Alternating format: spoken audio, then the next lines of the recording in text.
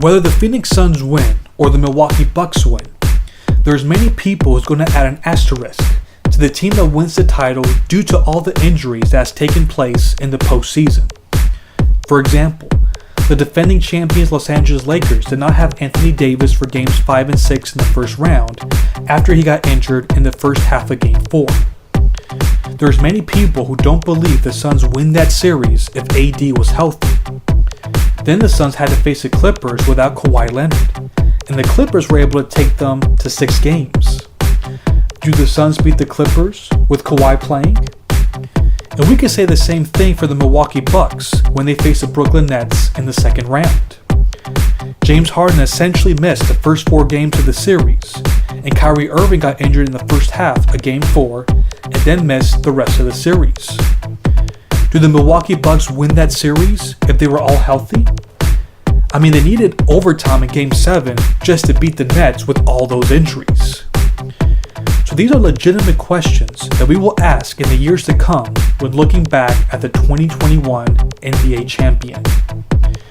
Now we know that injuries are a part of the game, but we have never seen this many injuries from the star players.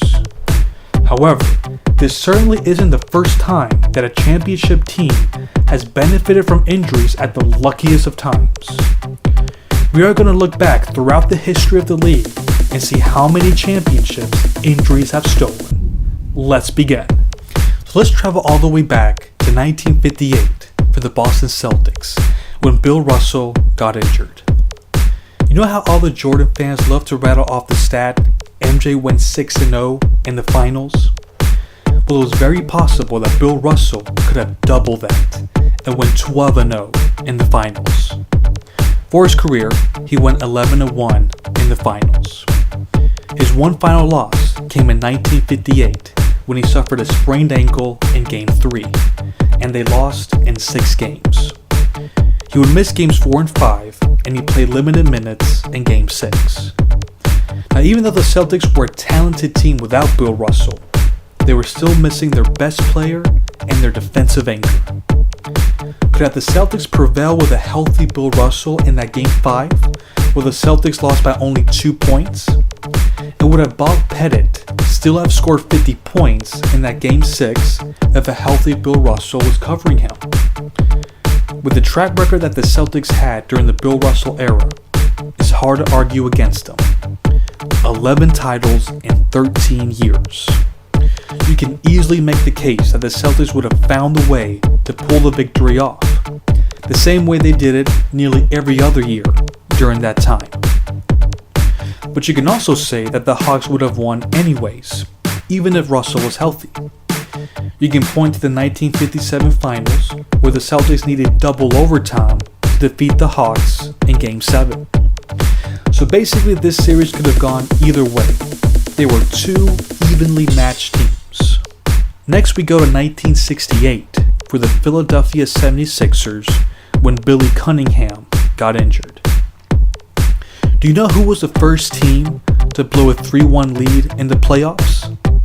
It was this team, the 1968 Philadelphia 76ers. The prior year, the Sixers won a then NBA record 68 wins in the season.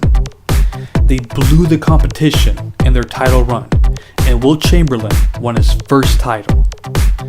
For the 1968 season, they won 62 games and were easily the best team in the league. But for the majority of the 1968 playoffs, the Sixers had to go without their third leading scorer of the team, Billy Cunningham. If you don't know who he is, he's known as one of the greatest six-man players in history and was a top player in the league in the early 70s. So this was a player that was a big part in the Sixers' success. But he broke his wrist driving to the basket in a double overtime win in Game 3 of the semifinals against the Knicks. Now, even without Billy Cunningham, the Sixers had a commanding 3-1 series lead against the Celtics. The Celtics, though, came all the way back, behind Sam Jones' big game in Game 5 and the brilliant all-around play of John Havlicek. Wilt Chamberlain did not help matters, as he would be a big reason for the Sixers' meltdown. In Game 6, he went 6 of 21 from the field and 8 of 22 from the free throw line. They missed a golden opportunity to knock out the Celtics behind a big-time performance from Hal Greer. He scored 40 points on 63% shooting in that game. Then in Game 7, Wilt shot one time in the second half.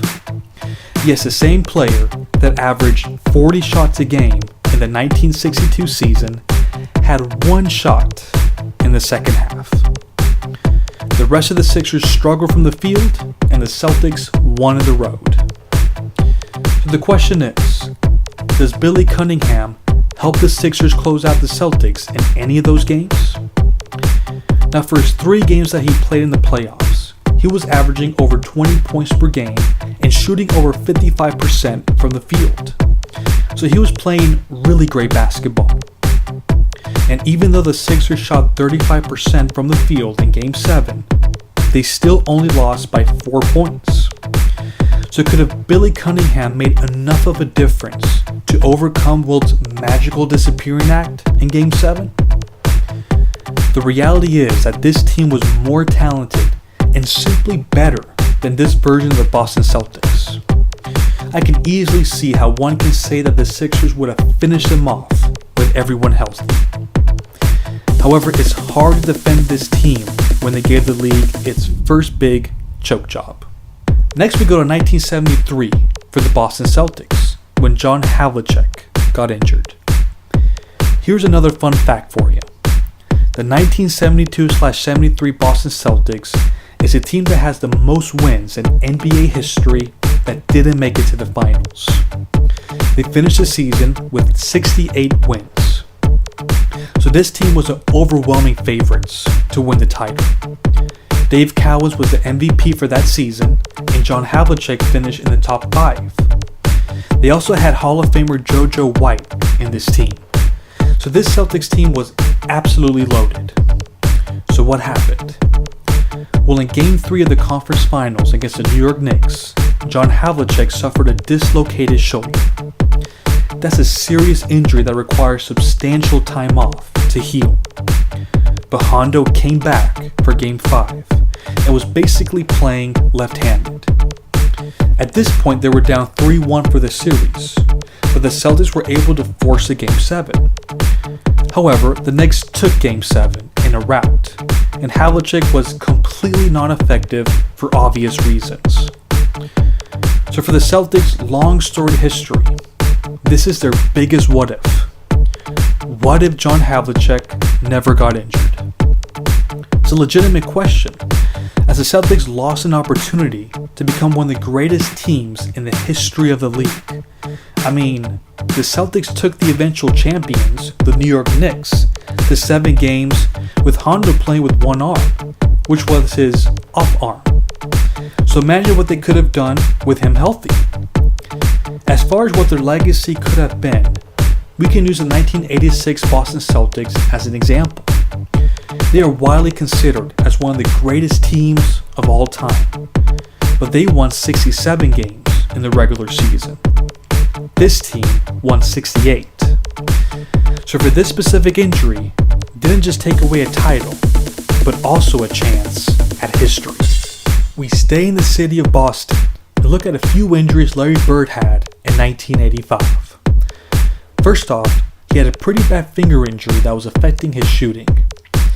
This is what a 1985 New York Times article said about the injury. Quote, "The right index finger is swollen to double the size at the first knuckle, and it does not bend. Those who are familiar with Larry Bird's medical history say that the finger has been somewhat disfigured since a college softball game many years ago, but sometime on Saturday afternoon, the finger was sprained again." End of quote. So what caused the injury? Well, it's been rumored that Larry Bird threw a punch to Mike Harlow in a bar, who was a former lineman for Colgate University. Now this scuffle happened in May 16th. Now let's keep that date in mind, but we first have to mention another injury he was dealing with. He was dealing with an elbow injury in his shooting arm. This is what a LA Times article said in '85, quote, "The bone chips of contention are the ones floating around in his right elbow. Originally diagnosed the injury as bursitis, but after Bird sought a second opinion, x-rays revealed the bone chips." End of quote. So as you can see, this was getting a lot of public news because Larry Bird was having a pretty big shooting slump. Known for being a dead-eye shooter, we can see that after this scuffle happened, his shooting percentage went down.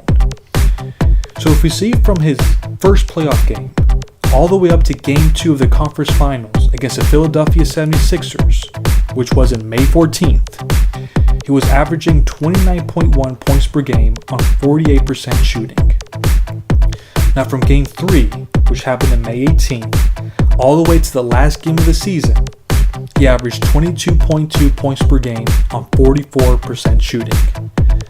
That's a pretty big dip in numbers. And this is the same player where prior to his injuries, won the MVP, led his team to a league best 63 wins, and had 3 total games in the playoffs where he scored over 40 points. After his injuries, he topped over 30 points once. So there's no question this wasn't the same player.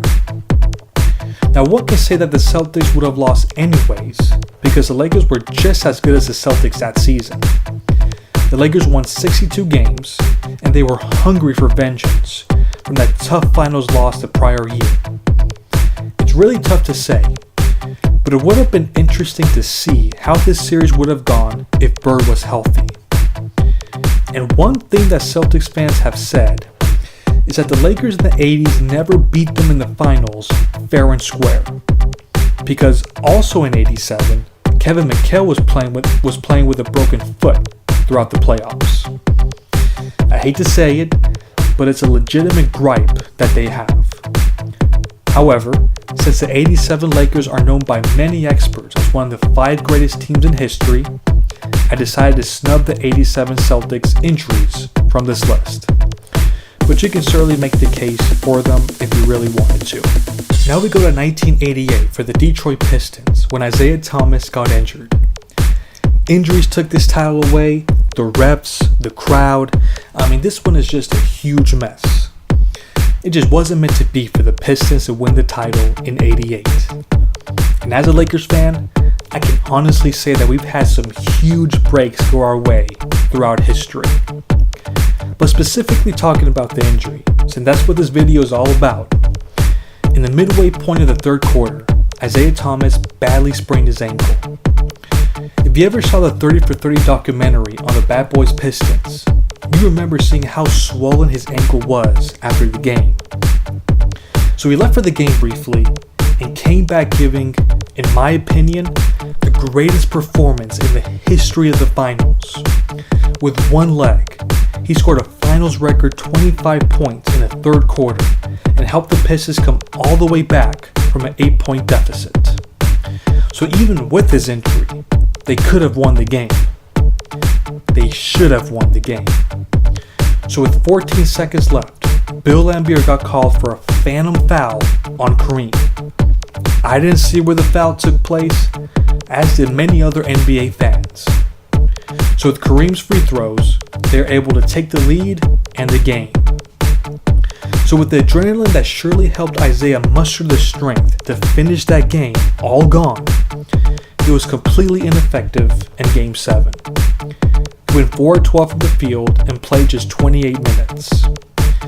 But the Pistons still could have won the game, as they were only down by 3 points with 2 seconds remaining. So as Bill Laimbeer is inbounding the pass, the freaking fans, cameramen, the Lakers bench just all start going to the floor. He throws the pass to Isaiah, he catches it, and immediately gets tripped by Magic. Game over. The refs didn't think to, stop the game so everyone could get off the floor or to call a foul. Nothing. Just the biggest screw up by the refs in history. Even bigger than what happened to the Sacramento Kings in 2002, in my opinion. So if Isaiah was healthy, could the Pistons have won that Game 7 on the road? It's safe to say they could have, as they almost won with Isaiah playing on one good leg. that injury, among other things, robbed the Pistons a chance to three-peat, which means we could have seen Isaiah's legacy and the legacy of that Pistons team a whole new way. I mean, think about it. They would have won as many titles as Larry Bird and the Celtics. Just a shame. As we skip the whole 90s decade, since the injury bug didn't prevent any team, more specifically the Chicago Bulls, from winning a title, we go to 2003 and talk about the injury Chris Webber suffered in Game 2 of the semifinals against the Dallas Mavericks. In the third quarter, Chris Webber suffered a torn ACL, which is a career-threatening injury for any player, especially for someone at the age of 30. So what makes the Kings make this list is the fact that even without Chris Webber, they were able to force a Game 7 against the Dallas Mavericks. So one can safely assume that they eliminate the Mavericks with a healthy squad. In my opinion, they'd take Game 3 if Chris Webber was playing, especially considering the fact that his replacement, Hedo Turkoglu, went 1 of 8 from the field. The Kings lost in double overtime. It's a forgotten playoff classic that I recommend you guys watch if you've never seen the game, because it was so entertaining. The final score was 141 to 137, so it was a lot of offense and a lot of big shots that was made in this game. So the question is, do they beat the Spurs in their hypothetical conference finals matchup? Here's a case for the Kings. Number 1, the Kings were just a deeper and more talented team than the Spurs were. All that the 2003 Spurs had was Tim Duncan. No disrespect to Steven Jackson, but when he's your second scoring option, that's probably not a good sign of a strong team. Manu Ginobili was just a rookie, Tony Parker was in his second year, and David Robinson was 37 years old, playing in his last season. And the Sacramento Kings were coming off a heartbreaking loss in the playoffs the prior postseason to the Lakers, as they were 1 game away from winning the title. I know they lost in the conference finals, but they're beating the New Jersey Nets in that final series, no question about it. So this team was hungry, and this team was out for revenge. Chris Webber, before his injury took place, was averaging 23.7 points per game on 50% shooting in the playoffs. So he was playing great. And the fact that the Dallas Mavericks took the Spurs to 6 games, with Dirk Nowitzki only playing half of the series, shows that the Spurs would have had trouble trying to stop this high-power offense that the Kings were. Now the case against them is that the Spurs beat the Kings 3 out of the 4 times they played in the regular season. The Spurs play with a ridiculously slow pace, and their great team defense was enough to slow down their opponents enough to win the title. Also, Tim Duncan was having one of the greatest individual title runs in the history of the league, and he would have outplayed Chris Webber head-to-head if he was healthy. So it's tough to say, but part of me sort of feels bad that the Kings never won, so I'll give them this one. Now we go to 2005, where the Miami Heat lost Dwayne Wade in Game 5 of the conference finals against the Detroit Pistons due to a rib muscle injury in the midway point of the third quarter. He tried to play through it in the fourth quarter, but he wasn't well enough to play in Game 6. Without Wade, the Heat had no other scoring option aside from Shaq, and he was no longer at the stage of his career where he was a real threat to get you 40 points and 15 rebounds in any given game like he was doing during his three-peat run with the Lakers. So they were really missing Wade to close out the Pistons in the series. Now Wade tried to tough it out and play in Game 7, but he was struggling.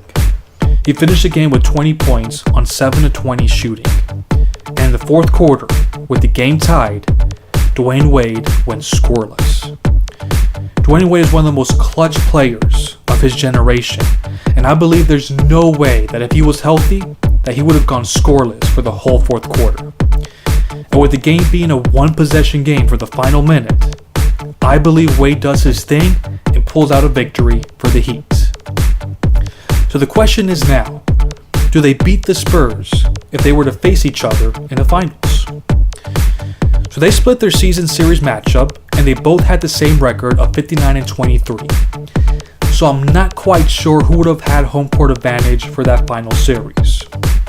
What we do know is that the Pistons took the Spurs to 7 games in the finals, and if it wasn't for the heroics of Robert Horry in Game 5, it's very possible that the Pistons would have won the title. So if that was the case for the Pistons, we can definitely say that the hypothetical Heat-Spurs finals matchup would have been a long and close series. In fact, the only reason why the Heat lost that one game to the Spurs in the regular season was because Wade was injured. However, my gut is telling me that the Spurs would have found a way to win the title anyways. Although the Heat were a pretty good defensive team that year, you can't really compare them to the defensive greatness that the Detroit Pistons were. I don't see the Heat containing Tim Duncan to a low 41% shooting the way the Pistons did in that final series. I just give the slight edge to the big three of Tim Duncan, Tony Parker, and Manu Ginobili over the duo of Shaq and Dwayne Wade. It would all really depend if Shaq could maintain his 23 points per game scoring the way he was having in the regular season, which he wasn't doing in the playoffs. But I can most certainly see a scenario where the Heat find a way to top the Spurs the same way Kobe and Shaq would in their time together. The next one people forget, but in 2006, the Phoenix Suns went the whole season without Amari Stoudemire. Knee cartilage damage was discovered, and Stoudemire underwent microfracture surgery during the preseason. The prior year, the Suns were just tearing up the league, and they finished with a 62-20 record. That team is considered to be one of the greatest offensive teams in the history of the league, and they were the blueprint to how teams play today. However, they weren't very concerned with playing defense, so the San Antonio Spurs surprisingly were able to keep up with the Suns in the offensive end in their conference finals matchup in 2005. So the Suns decided to invest in some defensive-minded players in that offseason by adding players like Roger Bell and Kurt Thomas. They were eyeing that title, but when Amari went down, people were saying that there was no way they were going to win the title. But the Suns won 54 games in the regular season and was the third best team in the West. They went all the way to the conference finals and took the Mavericks to 6 games. So this brings a very big what if that not enough people talk about. If Amari was healthy, do they win the title? I say yes. Here's why. When Amari was healthy in 2005 and 2007, the Suns won over 60 games. So we can safely assume that the Suns win over 60 games in 2006 if Amari was healthy. And they might even match or even top the Spurs, who finished with 63 wins that season. So they very possibly get home court advantage throughout the playoffs. And if they meet once again with the Mavericks in the conference finals, are we really going to say the Mavericks beat this team? Why would we think that this hypothetical series would go any different than their semifinal series in 2005 when the Suns beat them in 6 games? So that brings us to the finals matchup of the Miami Heat and the Phoenix Suns. I gotta say, I don't think the Heat even make this a close series. The Suns swept the regular season matchup against the Heat, and even if Dwayne Wade would have gone all MJ on them, I just don't think the Heat had enough firepower on offense to keep up with them. And don't forget, the Suns had a very good individual defender in Roger Bell, so I don't think Wade averages his near 35 points per game like he did against the Mavs. Yeah, it's true they had Shaq, and he would have had no problem scoring against his Suns team that preferred to play small ball. But since he was barely scoring over 20 points per game that season, I don't think he would have made that much of an impact at this stage of his career. The same way he really didn't have an impact against the Mavericks in the finals that season. Just a shame of how many bad and unlucky things happened to the Steve Nash era of the Phoenix Suns. We stay in the 2000s era and go to 2009 as the Boston Celtics lost Kevin Garnett right after the All-Star break as he strained his right knee going for an alley-oop. It was not good timing for him and the Celtics because the Celtics were playing very well together. And even with KG missing the whole second half of the season, the Celtics still won 62 games for the season. However, they lost in the semifinals against the Orlando Magic in Game 7. So for this particular injury, we can safely assume that the Celtics make the finals if KG was healthy. They almost beat the Magic without him. And if the Cavaliers couldn't beat the Magic, then they certainly weren't going to beat the Celtics in a 7-game series. So that means we would have gone the 2008 finals rematch a year earlier in 2009 of the Lakers and Celtics. So let's get into this. I'm biased, yes, but I'll try to put my attachment that I have for that Lakers team away. We win that title, am I right? I think we would have won anyways. No, but in all seriousness, here's how the season went for the 09 Lakers. They won 65 games in the regular season, and they swept their season series against the Boston Celtics with everyone healthy. The game that stands out the most for me was our victory at Boston, where we won by 1 point at overtime. Pau Gasol was huge as he scored 24 points on 71% shooting and 14 rebounds.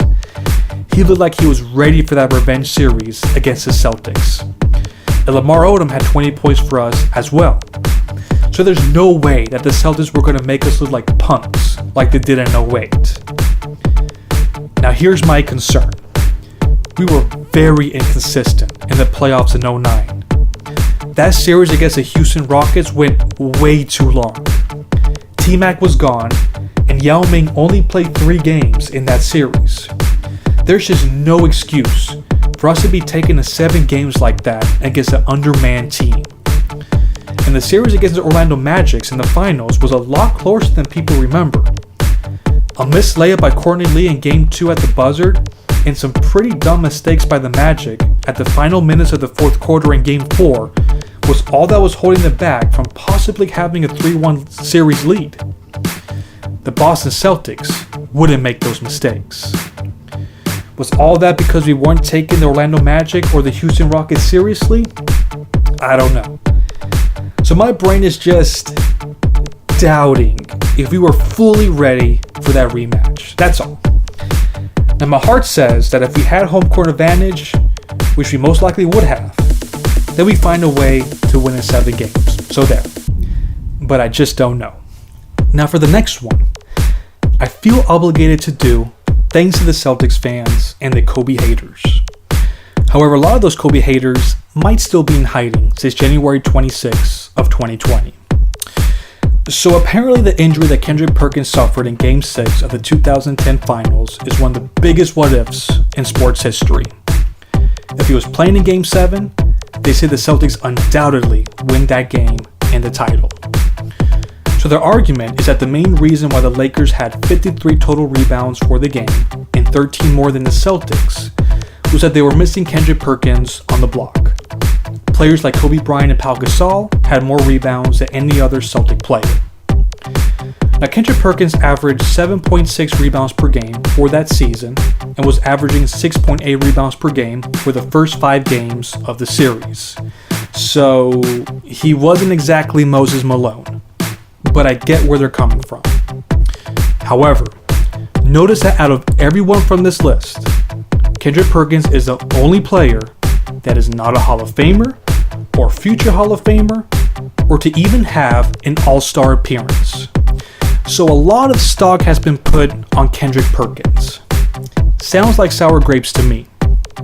And I have never felt fortunate that Kendrick Perkins wasn't playing in that game, nor did I, or any Laker fan around the globe has said, man, we dodged a bullet there, that Kendrick Perkins was out. Did some of us say that about not playing the Celtics in 09 with a healthy KG? I think some of us did, but not for Kendrick Perkins. Sorry, I can't give you this one. Mamba out. Mamba out. Now we go to 2015, where the Cavaliers had to go without Kyrie Irving and Kevin Love for the 2015 Finals. So in Game 4 of the first round series against the Boston Celtics, Kelly Olynyk tried to rip off Kevin Love's arm off, and in the process, suffered a dislocated shoulder that caused him to miss the rest of the postseason. Then in overtime of Game 1 of the Finals against the Golden State Warriors, Kyrie Irving suffered a fractured kneecap that caused him to miss the rest of the finals. So LeBron James had to try to win the finals with Timothy Mozgov and J.R. Smith as the next scoring options. The crazy part is that the Cleveland Cavaliers won games 2 and 3 and had a 2-1 series lead. We were starting to think that LeBron James could do the impossible. The Warriors, though, finally figured things out offensively, and they won the rest of the way to their first title for the Splash Brothers era. I think the vast majority of us say the Cavaliers win that title if, let alone Kyrie Irving was healthy, and definitely if both Irving and Love were healthy. So with the Cavaliers running out of scoring options, LeBron James had to go gunner mode, which is not his preferred style of play. He averaged a career-high 32 shots attempts a game, and he only shot 40% from the field. That is tied for the 4th highest shots attempted for a final series in history. If he at least had Kyrie Irving there with him, he picks his spots better on when to attack, instead of going full attack mode from the opening tip, which can wear down any player as the series goes along. And that's what we noticed in Game 6 of that series, as he went 13 of 33 for the game. You can credit Andre Iguodala for his defensive efforts, but a lot of that had to do with fatigue. You can also point to the great defensive job the Cavaliers were doing with the Splash Brothers. They never let Steph Curry explode for one of those crazy shooting performances, with the exception of Game 5, and Klay Thompson was limited to an average of 15.8 points per game on just 41% shooting. Do we really think the Warriors win that series with that kind of production from their star players against the Cavaliers at full strength? I say no, but the Warriors did just enough to win the title. They were the best team in the league that season, so it's not like I'm trying to take their title away. However, that title was stolen from LeBron James, whose legacy was most impacted from those injuries. He could potentially have 5 titles and have a 5-5 record in the finals instead of 4-6. He would be in a very exclusive club of players to have won 5 titles. Now, as far as the Warriors, injuries has really played a big part in many of their playoff runs. Now, I'm not going to talk about the Kawhi Leonard injury at length for the 2017 playoff series against the Warriors, because I believe they still win that series if he was healthy. However, part of the reason why the 2017 Golden State Warriors team is known as one of the greatest teams of all time is because of their playoff record of 16-1. So do they sweep the Spurs if Kawhi was healthy? No way. Because I believe the only reason why they even came back to winning that Game 1 is because of Zaza Pachulia's greatest contribution for his team that season. So we'll see for the rest of the way how injuries have helped and hurt the Warriors throughout their Big 3 era. Next up, we have the 2018 Houston Rockets, when Chris Paul suffered a hamstring strain in Game 5 of the conference finals against the Golden State Warriors. This Houston Rockets team was designed specifically to be a better version of the Warriors and therefore beat them at their own game. It was a pretty good impression, as they won 65 games during the regular season. So in the showdown of the season, the Houston Rockets had a 3-2 series lead going into Game 6. But they had to close out the Warriors without Chris Paul.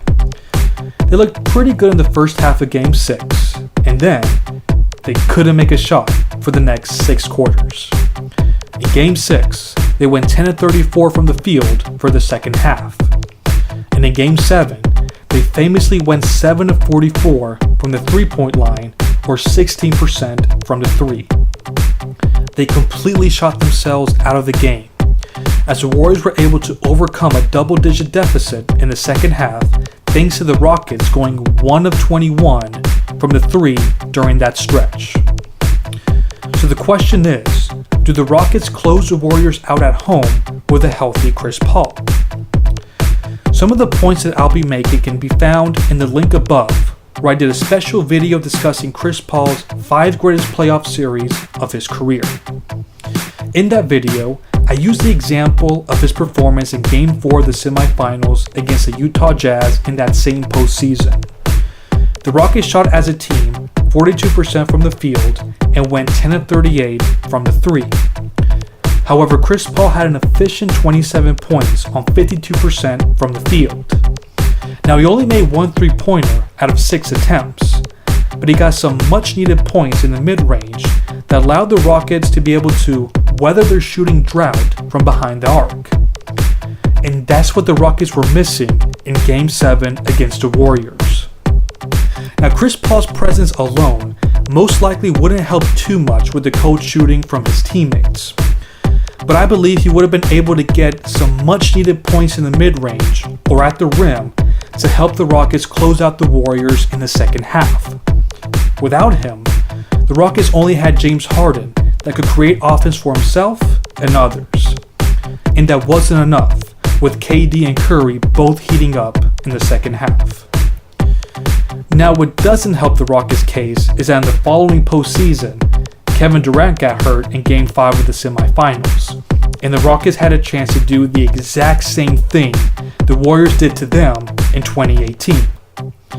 Instead, Steph Curry got scorching hot in the second half of Game 6, and the Rockets missed a golden opportunity to exact revenge on the short-handed Warriors.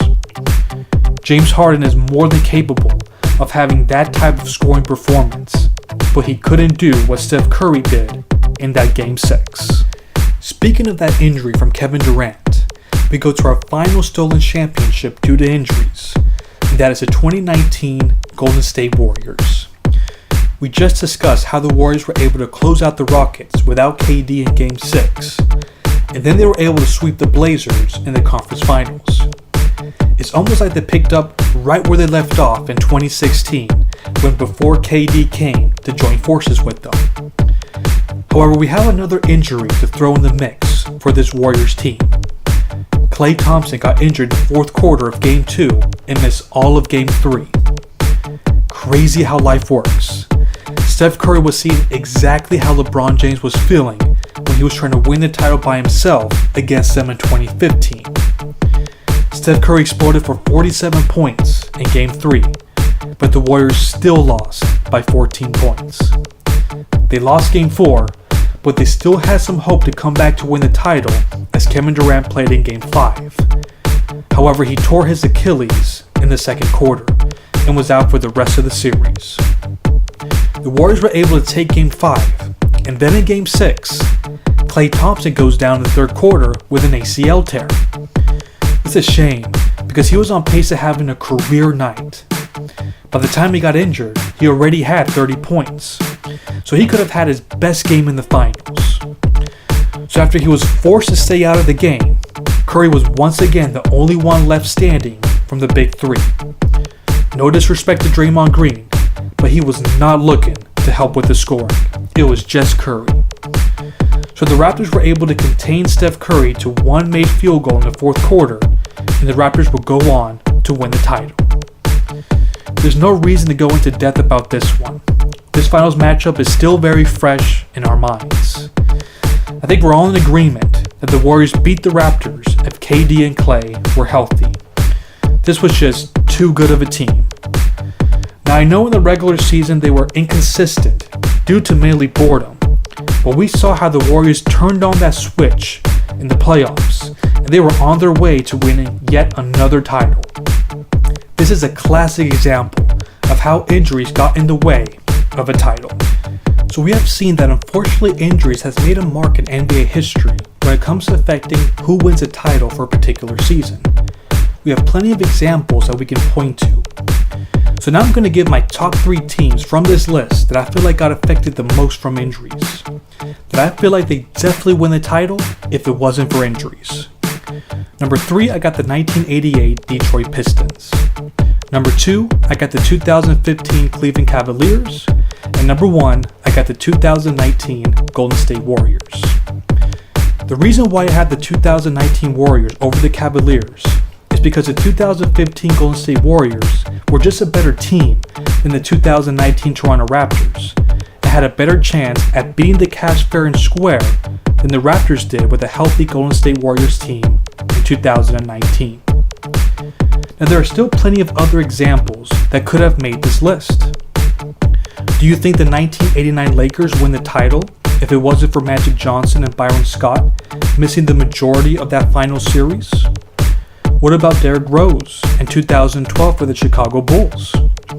Do you think the OKC Thunder win it all if Russell Westbrook didn't get injured in 2013 or when Kevin Durant got injured in 2015? Which team do you think got screwed the most due to injuries? Let me know in the comment section. Thanks for listening.